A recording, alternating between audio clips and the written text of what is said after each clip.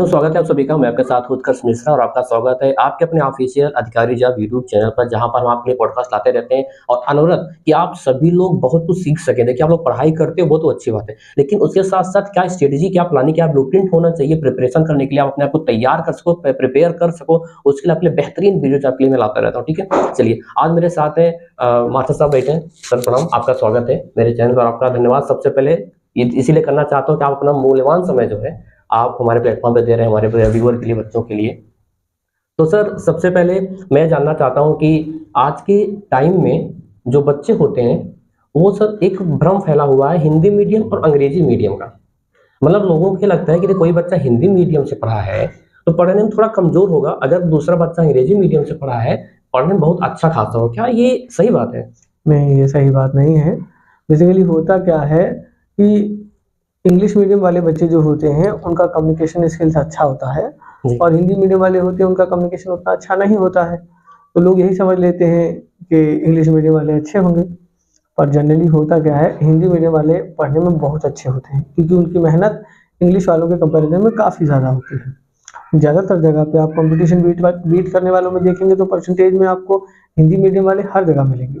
सभी जगह। हाँ, 70% आपको गवर्नमेंट जॉब्स में आपको हिंदी मीडियम वाले मिलेंगे। हाँ, थोड़ी-सी दिक्कत प्रिपरेशन में या जहाँ भी पढ़ने जाते हैं हायर एजुकेशन में, जी। तो इंग्लिश के सिलेबस को लेके होती है। क्योंकि जब 12th तक हिंदी मीडियम में पढ़ते हैं, अब ग्रेजुएशन के लिए जब जैसे ही जाते हैं तो आपकी सारी बुक्स और सारी चीज़ें इंग्लिश में होती हैं। होता कुछ नहीं, 1 आध महीने की दिक्कत होती है, बच्चे डिक्शनरी यूज़ करना शुरू करते हैं, धीमे-धीमे आदत हो जाती है उनको, वो नॉर्मल चीज़ है। मतलब कोई ज़्यादा प्रिस्क्राइब ऐसा कोई भ्रम नहीं है कि हिंदी मीडियम का लड़का कमज़ोर, अंग्रेजी का बहुत अच्छा नहीं, होता है, ऐसा कुछ नहीं ऐसा होता, कुछ नहीं। नहीं। अच्छा सर, आज के ज़माने में लोग सरकारी नौकरी को बहुत सिक्योर समझते हैं, प्राइवेट को नहीं। यानी कि हम अक्सर देखते हैं अपनी सोसाइटी में भी कि कोई अगर लड़की का पिता है, वो अपने बच्चे की शादी करना चाहता है, तो सोचता है कि लड़का कोई सरकारी नौकरी वाला ही मिले, प्राइवेट वाला ना मिले, और भले ही उसके लिए कुछ भी करना पड़ जाए। भले ही बेटी की शादी जो है 2 साल बाद हो जाएगी, लेकिन हमको सरकारी नौकरी वाला लड़का चाहिए। ये भ्रम क्यों फैला हुआ है? क्या प्राइवेट नौकरी सही नहीं होती, सिक्योर नहीं होता? सर देखिए, इसका बेसिक जो कारण है, कोई भी पिता होता है वो जब अपनी बेटी की शादी करता है, तो वो एक चीज़ ही सोचता है कि हमारी बेटी का भविष्य सुरक्षित रहे।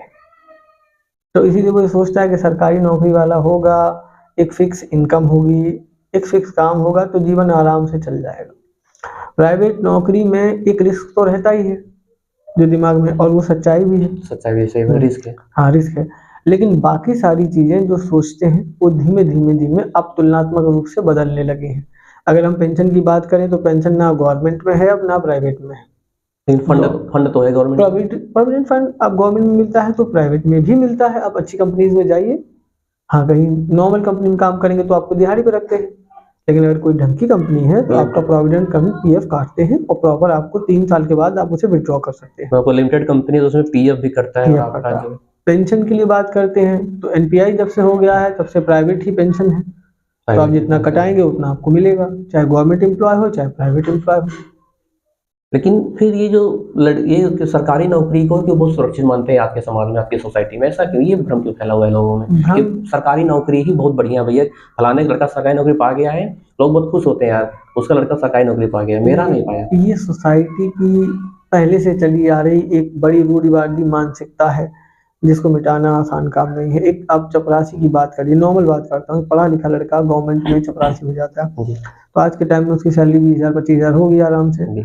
लेकिन एक ढंग का लड़का ठीक ठाक नौकरी कर रहा होगा, उसको 20-25,000 प्राइवेट में मिल रहा होगा, तो उसको शादी करने के लिए लड़की नहीं मिलेगी, क्योंकि लोग ये सोचते हैं कि वो इनसिक्योर्ड है।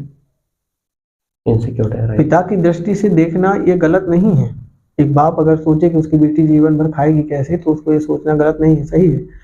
लेकिन अब सोशल इक्वलिटी के हिसाब से सोचें, जो आज का समाज का ट्रेंड है, उसके हिसाब से, मेरे हिसाब से दोनों चीज़ें बराबर हैं। मैं अगर किसी बाप से कहूँगा कि अपनी बेटी के लिए, बच्ची ढूँढ के लिए लड़का देखना है, तो आप, मेरे हिसाब से सरकारी प्राइवेट जॉब ठीक है, ये बात है, इनकम है। इनकम देखिए, लेकिन उस बच्चे के विचार भी देखिए, उसका आचरण भी देखिए। आप सोसाइटी में देखिए, 90% शादियों में हालत ये है कि उनके विचार और उनके जो भी कैरेक्टर्स हैं, वो गड़बड़ होने की वजह से बच्चियाँ बहुत कुछ झेलती हैं। इतना तमाशा होता है जिसकी कोई लिमिट नहीं है, बहुत ज़्यादा तमाशा हो जाता है। बहुत ज़्यादा। तो उसको छोड़ के अब बच्चे को देखिए कैसा है। सिक्योरिटी है, आप सरकारी नौकरी देखते हैं, बहुत अच्छी बात। धीमे-धीमे सब कुछ प्राइवेटाइज़ होता चला जा रहा है। अब 15 से 20 साल बाद देखेंगे तो जो मेरा नजरिया उस हिसाब से गवर्नमेंट 95% चीजें प्राइवेटाइज कर देगी। आज के दौर से जो मैं गुजर रहा हूँ, मैं सोच रहा हूँ, मैं देख रहा हूँ भाई, जहां भी देखिए आप सब कुछ रिक्रूटमेंट प्राइवेटाइज कर दे रहे हैं, थर्ड पार्टी डाल दे रहे हैं।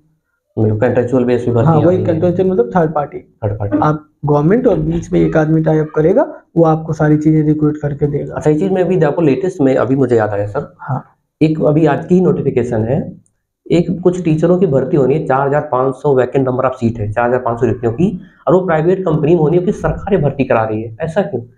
देखिए जैसे गवर्नमेंट थर्ड पार्टी को आप इन्वॉल्व करती है तो वो 11 मंथ के लिए टाई अप करती है आपसे। 11 मंथ के लिए। हाँ, उसका प्राइवेसी मतलब। हाँ, वो पहले से ही आपको टर्न अप कर लेती है, अब पहले से ही आपको बाध्य कर लेती है हर चीज के लिए कि हम 11 महीने आपको तनख्वाह देंगे और 11 महीने का आपका कॉन्ट्रैक्ट है, आपको इतनी सैलरी पर मंथ देंगे। अच्छा, जैसे कस्तूरबा गांधी आवासीय विद्यालय में भर्तियां आती हैं टीचर। हाँ, हर जगह कर दिया है ये कॉन्ट्रैक्ट में। और इसमें सबसे बड़ी चीज है, गवर्नमेंट किसी तरह से लायबल नहीं है आपको आगे कंटिन्यू करने के लिए, चाहे आप परफॉर्म करें और चाहे ना करें, वो आपको दोबारा चेक करेंगे, रीचेक करेंगे। हाँ, उसके बाद आपको आगे कंटिन्यू करेंगे। तीसरी बात, आप ना पीएफ के लिए कंप्लेन कर सकते हैं, ना ग्रेचुइटी के, ना कहीं और सुविधाओं के कंप्लेन लिए। नहीं कर सकते। आप प्राइवेट नौकरी की तरह काम करेंगे तो उनका वर्डन भी कम हो जाता है, फाइनेंशियली भी वर्डन बहुत कम होता है, रिसोर्सेज भी बढ़ जाते हैं। सरकारी नौकरी के लिए चपरासी रखेंगे आप, 25,000 देना होगा, प्राइवेट में थर्ड पार्टी देगा आपको 5,000 में मिलेगा, 6,000 में मिलेगा, 8,000 9,000 मिल तो जाए। आपको 25,000 में 5 आदमी मिल जाएंगे। ये तो बात सही तो है। उनका सोचना कहीं ना कहीं सही है, लेकिन इसमें एक समस्या है कि जब आप सब कुछ प्राइवेटाइज कर देंगे तो जो एक रिजर्वेशन बनाया गया था हर गरीब तबके के आदमी के लिए, वो चाहे जिस जात बिरादरी का हो, उसके लिए बाद में समस्या खड़ी हो जाएगी विकट। क्योंकि गरीब आदमी के बच्चे के पास जब पैसा नहीं होगा तो कैसे पढ़ेगा, कैसे सारी सुविधाएं लेगा। लेकिन रिजर्वेशन का फायदा तो बहुत समय पहले से दिया जा रहा है। हाँ, ये सही बात है। जब से, जहाँ तक मुझे याद है कि 1947 के बाद से ही हाँ, ये संविधान में जो है ना कानून ना नियम बना दिया गया भैया हाँ, कि ओबीसी एससी एसटी वाले भी इसमें इतना सबको रिजर्वेशन मिलेगा। देखिए रिजर्वेशन का एक मुद्दा जो था उसकी शुरुआत हुई थी, उसका बेसिक आधार बनाया गया था सामाजिक समानता, सोशल इक्वालिटी, कि समाज से जितने भी लोग जीने वाले हैं उनमें सब में बराबरी की सारी चीजें हो, ये भेदभाव खत्म हो। तो उसको खत्म करने के लिए किसी न किसी एक निचले तबके को प्रायोरिटीज देनी थी, उसको रिजर्वेशन नाम दिया आपने, चाहे नौकरी में हो, चाहे पढ़ाई में हो, किसी भी चीज में हो। ठीक है, अब हुआ क्या, बाद में वो जातिवाद की तरफ चला गया। सर जातिवाद में ये गया, मैं जहाँ तक काफी लोग मैं जानता हूँ, एक मित्र है मेरे, उनके और एससी कैटेगरी से हैं। ठीक है, उनके पिताजी टीचर, ठीक है, भैया टीचर, ठीक है, भाभी टीचर, ठीक है, बीच वाले भैया टीचर, बीच वाली भाभी टीचर, ठीक तब है। भी उनको रिजर्वेशन का लाभ मिल रहा है। हाँ, ये चीज सही है। ये ठीक बात है आपकी, लेकिन हमको ये बताइए, जिन परिवार की या जिस परिवार की आपने बात की, ऐसे कितने परिवार हैं? आप सामान्य कैटेगरी में बात करेंगे, आपने एससी की बात उठाई, मैं सामान्य के लिए कहता हूँ, सामान्य में आज की स्थिति में थोड़ा गड़बड़ होना शुरू हुआ है, नहीं तो उनकी 5 पीढ़ियां रिजर्वेशन में थी और आज भी है। पहले से शिक्षा पे, स्वास्थ्य पे, पॉलिटिक्स पे, पैसे पे, हर जगह वो था। बिल्कुल, है ना? जी जी। जब से रिजर्वेशन लगा ये आज़ादी के बाद से 60-70 साल, तो अभी इक्वालिटी, इसका आधार कोई और नहीं था, इसका सिर्फ एक आधार था कि आपको एक प्रायोरिटी दी जाए तो आप धीमे धीमे मुख्य धारा में आना शुरू करें, प्राथमिकता दिया जाए। हाँ, तो अब जैसे ईडब्ल्यूएस बनाया गया, जाति के आधार पर रिजर्वेशन आप बना देंगे तो वो मजबूती से दिखेगा, उसमें फ्रॉड होने के चांसेस कम होंगे, मतलब उसका जो लाभ है जमीनी स्तर के लोगों को भी मिल पाएगा। हाँ। अब एक और बात कहूँ, जैसे आपने जातिवाद की बात की, तो आप ईडब्ल्यूएस उठा के थोड़ा सा गौर से देखिएगा, कितने सारे फ्रॉड हैं उसमें।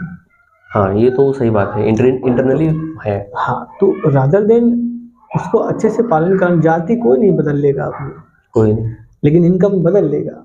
इनकम तो बदल सकते हैं। ईडब्ल्यूएस में यही है, ईडब्ल्यूएस में जितने भी लोग होते हैं उसमें कई सारे केसेस मैंने पढ़े हैं पेपर में, उसमें गड़बड़ होता है, तो वो इसीलिए जातिगत तौर पे चला गया था कि जाति बदल के कोई गलत काम नहीं कर लेगा।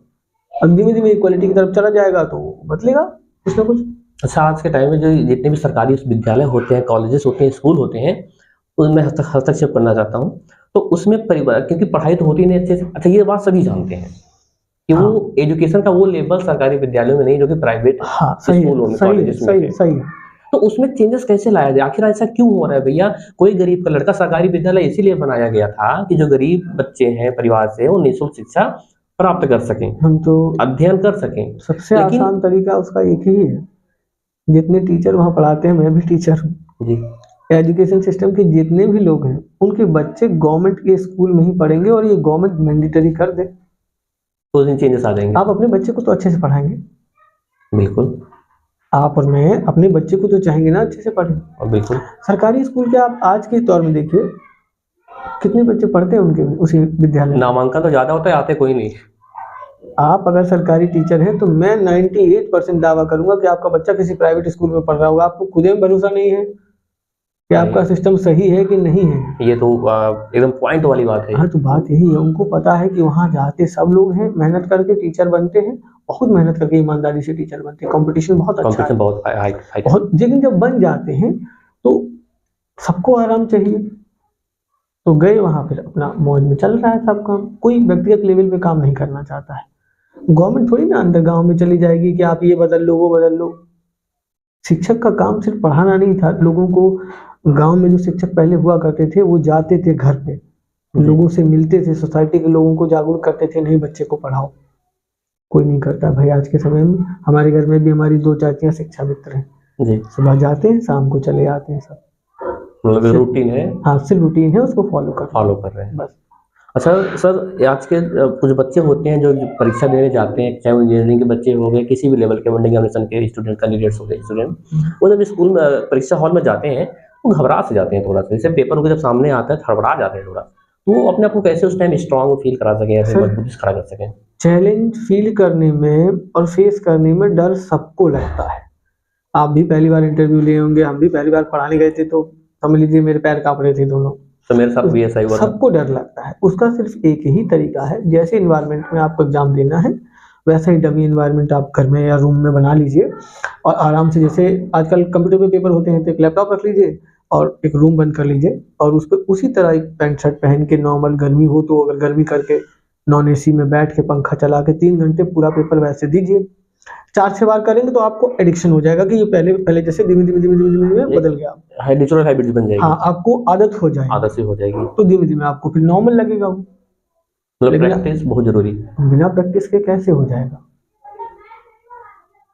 सर आप अपने स्ट्रगल वाले थोड़ा बताएं कि आज के अभी तो जो बच्चे पढ़ रहे हैं वो तो ठीक पढ़ाई कर रहे हैं, क्या कुछ समस्याएं आती हैं, चाहे वो आर्थिक रूप से समस्याएं होंगी बच्चों के सामने आते हैं, या कुछ किसी सामाजिक समस्याएं आती हैं, जैसे फॉर एग्जाम्पल एक गांव है, किसी का लड़का जो है भैया दरोगा बन गया, तो अगला व्यक्ति भी सोचता है मेरा भी बेटा दरोगा बने। ये जो भ्रांतियां हैं इसको कैसे निजात पाया जा सके? देखिए, माँ बाप को कभी भी अपने बच्चे पे किसी चीज को, गाँव में इस तरह कंपटीशन बहुत होता है। बिल्कुल, देखिए सब कुछ एक जैसा नहीं दिया भगवान ने। आपको कोई और स्किल दिया है, इनको कुछ और दिया, हमको कुछ और दिया। हमसे कोई कह दे कि आप दूसरा कोई काम कर लीजिए तो अब तो नहीं हो पाएगा। पहले यंग एज में थे 22-23 साल के तो शायद सोचते भी उसको करने की, लेकिन अब 45 साल की उम्र में तो नहीं होगा। अब नहीं हो पाएगा, अब एडिक्टिव हो गए, टीचिंग ही करेंगे। अब परिपक्व हो गए। हाँ, अब टीचिंग ही करेंगे। तो अगर मान लो 22-25 साल की उम्र है और कोई माता पिता कहते हैं, तो पहले तो मेरे हिसाब से माता पिता को अपने बच्चे की ऊपर कोई चीज थोपनी नहीं चाहिए, बिल्कुल भी। वो बच्चा जो भी करना चाहे उसको आज़ादी से करने दें। अगर हर बच्चा IAS बन जाएगा तो बाकी क्लर्क का काम और बाकी सारे काम फिर कौन करेगा? बिल्कुल, है ना? माँ बाप एक्सपेक्टेशन बनाते हैं क्योंकि वो चाहते हैं कि हमारा बच्चा आगे बढ़ जाए, ये सही है, अपेक्षा रखें। हाँ, लेकिन दबाव नहीं, प्रेशर नहीं बच्चों को, उनको फ्री छोड़ दें। सबसे खराब चीज जो माँ बाप की होती है जब बच्चे फेल होते हैं, खास तौर से कंपटीशन के टाइम पे, जैसे होता है ना कि बहुत लंबा समय हो जाता है माँ बाप को भी, भाई उन्होंने पढ़ाया, 12th कराया, ग्रेजुएशन कराया, 2-3 साल तैयारी कराई और उसका नहीं होता है, तो माँ बाप उसको उल्टा डांटना और परेशान थोड़ा सा मेंटली करना शुरू कर देते हैं क्योंकि उनकी एक्सपेक्टेशंस पूरी नहीं होती, तो बच्चा उस समय टूट जाता है। रादर देन वही माँ बाप में से कोई व्यक्ति एक उसके कंधे पे हाथ रख के कहे बेटा परेशान मत लो, होगा तुमसे, मनोबल बढ़ जाएगा। हाँ, तो डेफिनेटली उससे हो जाएगा। समस्या नहीं होना होगा तो भी हो जाएगा, क्योंकि वो दुगनी तेजी से मेहनत करेगा अपने लिए। तो सर मैं एक लड़के को जानता हूँ, मैं नाम नहीं लूंगा, मैंने 2006 में डिप्लोमा किया था पॉलिटेक्निक, पूरे डिस्ट्रिक्ट जालौन से, उसने भी 6 में किया था। मैं ग्रेजुएशन किया 2009 में और उसके बाद मैं 1 साल दिल्ली तैयारी किया। वो 6 के बाद उसने कोई काम नहीं किया, सिर्फ जेईई की तैयारी की उसने। हाँ, अब सोच लीजिए 6 से 14 तक तैयारी की उसने, 8 साल कंटिन्यू। और मैं जब भी उसके घर जाता था तो माँ बाप बिल्कुल है होपलेस थे, लेकिन उसके सामने कभी नहीं बोलते थे। मतलब उसको नहीं फील होने देते, और वो करते भी क्या थे, छोटा मोटा सिलाई का काम होता था उनके घर में। तो उसमें गुजारा करते थे। हाँ और पढ़ाते भी थे। हाँ, पढ़ाते नहीं, वो भी घर में ही तैयारी करता था। घर एक आध साल तैयारी किया, कोचिंग वोचिंग किया, फिर घर चला गया। घर में ही तैयारी करता था, उनके साथ काम भी करता था। आज रेलवे में एक्सीएन है, किसमें? रेलवे में एक्सीएन है। अच्छा, रेलवे में है? हाँ, 2014 में जेईई हुआ था वो। तो उसके माँ बाप ने कहीं ना कहीं उसको सहारा दिया। मैं जब भी जाता था तो कहते थे हो जाएगा, कोई दिक्कत नहीं, पढ़ता बहुत है। वो 8 घंटे पढ़ता था काम 8 करने के घंटे? बाद भी। मतलब घर का दिन भर किताब में घुसा रहता था और घर में माँ बाप की मदद भी करता था।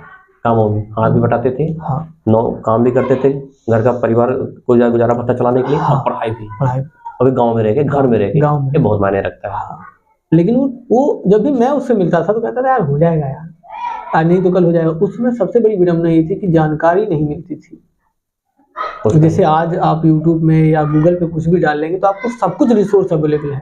बहुत सारा। उस समय 2 ही चीजें थी अवेलेबल, या तो किसी टीचर के पास जाओ या तो रोजगार खोजो, अखबार, ये 2 रिसोर्स थे।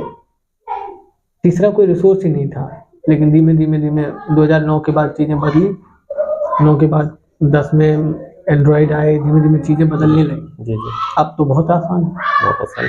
सर मैं चाहता हूँ कि आप थोड़ा टिप्स दीजिए हमारे बच्चों को जिनको मैं टीच करता हूँ, कि जिस दौर से जो स्ट्रगल करके हम और आप निकले हैं, उस दौर का सामना आज की जनरेशन को या आने वाली जनरेशन को ना करना पड़े।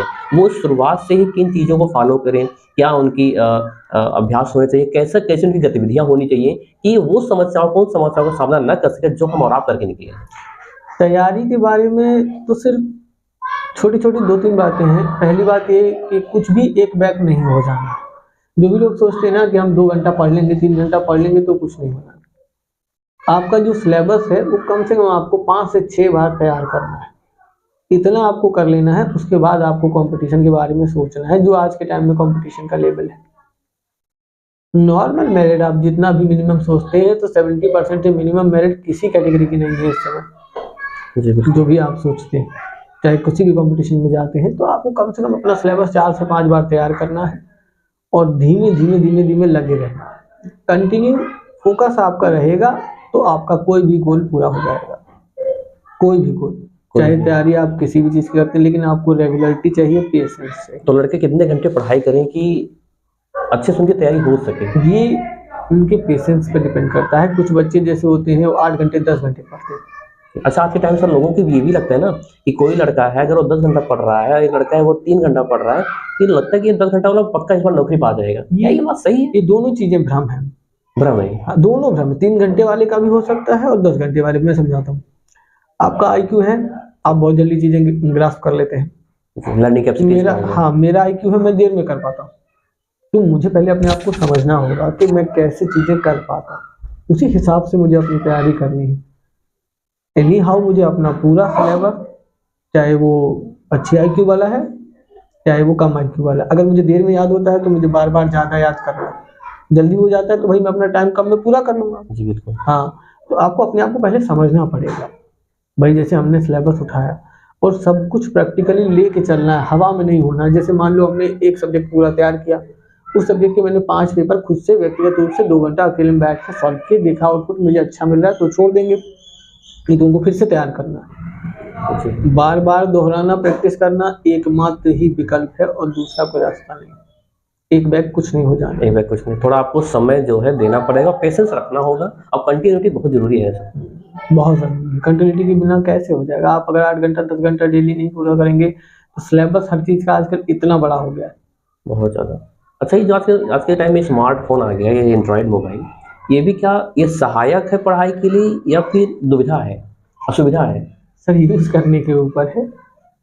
अगर आप अच्छाई खोजेंगे तो अच्छाई मिलेगी ढेर सारी, बुराई खोजेंगे तो बुराई मिल जाएगी। लेकिन आजकल के बच्चे सर देखता हूँ ना, कोई बालक को पढ़ने जब बैठता है तो उसका मोटो ये होता है, मूड ये बनता है कि भैया मोबाइल से बैठे यूट्यूब चल रहा है, क्लास लेके पढ़ेंगे, लेकिन उनके ऊपर नोटिफिकेशन आ गया और रील्स देखने लगता है। मैं फेसबुक रील्स, इंस्टाग्राम रील्स। मैंने आपको बोला, देखिए जिनके पास मोटिवेशन है और अपना फोकस अच्छा है कि हमें तैयारी करना है, उनको ना रील दिखाई देगी, ना उसमें कोई गंदी चीज़ दिखाई देगी। वो उसको उठाएँगे ठीक से और यूट्यूब चलाएँगे, कान में लीड लगाएँगे और 6 घंटा पढ़ेंगे। फ्री ऑफ कॉस्ट सब कुछ अवेलेबल है। बिल्कुल, फ्री ऑफ कॉस्ट सब कुछ अवेलेबल है आसानी से। तो उनके लिए तो बहुत अच्छा है। बिल्कुल सर, मैं भी एमबीए का तैयारी कर मतलब एग्ज़ाम देने आया हूँ यहाँ पर लखनऊ में, फर्स्ट सेम एकेटीयू से। मैं भी कौन से कॉलेज से? एकेटीयू कॉलेज कौन सा? College LIT. तो मैं पता है सर, मैं यूट्यूब से ही पढ़ा। मैं दिल्ली में रहता हूँ, मैं सिर्फ यूट्यूब से ही पढ़ाई किया फर्स्ट सेम का, और सारा कोर्स अवेलेबल था, सेमेस्टर का पूरी बुक्स वहाँ पे। तो मायने रखता है कि आप मोबाइल का सदुपयोग कर रहे हैं या दुरुपयोग कर रहे हैं। बिल्कुल, ये आप पे निर्भर करता है। डिपेंड आप पे करता है। जैसे मोबाइल में मेरा जहाँ तक मानना है, एंड्रॉयड मोबाइल बहुत अच्छी चीज़ है। आपको सारा डेटा, सारी information free of cost with in second available है। तो मेरे हिसाब से ये बहुत अच्छी पॉजिटिव चीज़ है, क्योंकि हम भाई इसके लिए बहुत परेशान होते थे, बहुत ज़्यादा। वही जैसे आज मान ली पवन है या आप हैं, आपको कुछ भी जानना है तो आप केवल इवन रास्ता भी जानना है कहीं जाने के लिए, गूगल मैप, तो गूगल में जरा सा डाल देंगे आपको पूरा क्लियर हो जाएगा। हम लोग कहीं जाते थे तो 20 जगह पूछ के जाते थे, भाई वहाँ हर मोड़ पे पूछते थे। अब कुछ नहीं करना, आपको इतना एक्सेस आसान कर दिया। बस डिपेंड करता है आपके ऊपर। हाँ, पॉजिटिविटी खोजेंगे तो आपको लाख मिलेगी। तो मेरा मानना है कि बहुत पॉजिटिव चीज़।